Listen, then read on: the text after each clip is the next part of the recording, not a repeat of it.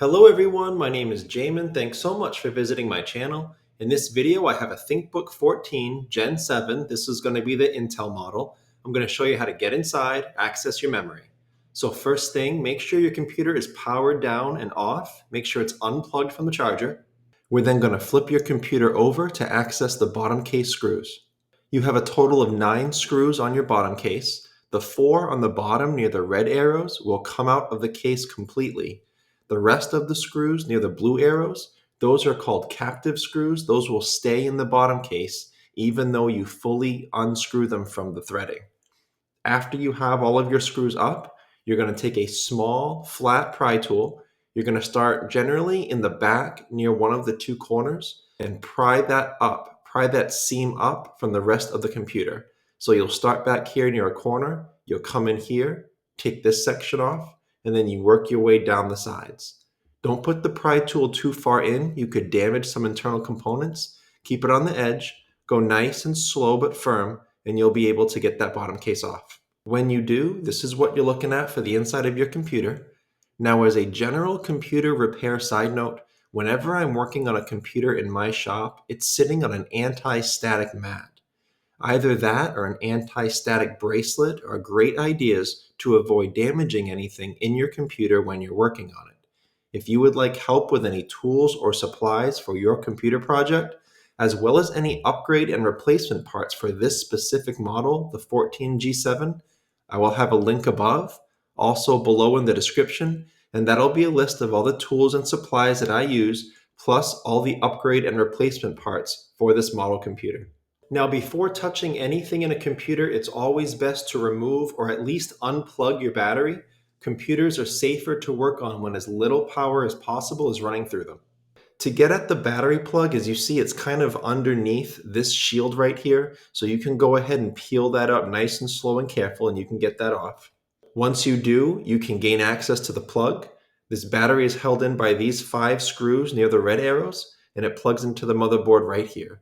Now, it's generally best to not pull on wires or cables in a computer. You could damage them, and sometimes you can pull them right out of the plug. But in this case, because there wasn't a lot of grip on that plug, I did have to grab it right here. I grabbed the wires right near the black tape, which is probably why they're there. And I pulled on it, wiggled it a little bit. I was careful not to go too hard, but I was able to wiggle that out of that plug from this area here. Underneath this guard that was here, you see your 2 RAM ports. This computer takes DDR5 RAM at 5600 megahertz. The listed maximum capacity for this computer in the manual is 64 gigabytes. However, because of the processor this computer has, it should be able to handle up to 96 gigabytes of RAM if you guys want that much speed. So I will have all that RAM spec information below in the description if you would like it, but I will also include several replacement and upgrade options in that link I told you about with all of the tools and supplies and parts for this computer. I will have an 8 gigabyte stick and a 12 gigabyte stick if you're looking to just add a little bit of RAM, or if you're looking to replace one that went bad but you don't want to spend too much money. As far as upgrades, I will have a 16 gigabyte kit, which will include 2 8 gigabyte sticks, one for each port. I will have a 32 gigabyte kit, a 64 gigabyte kit, and then ultimately that 96 gigabyte kit if you guys want to really max out your RAM with either that 64 or that 96. The way that the RAM works, there's a spring-loaded metal arm on either side.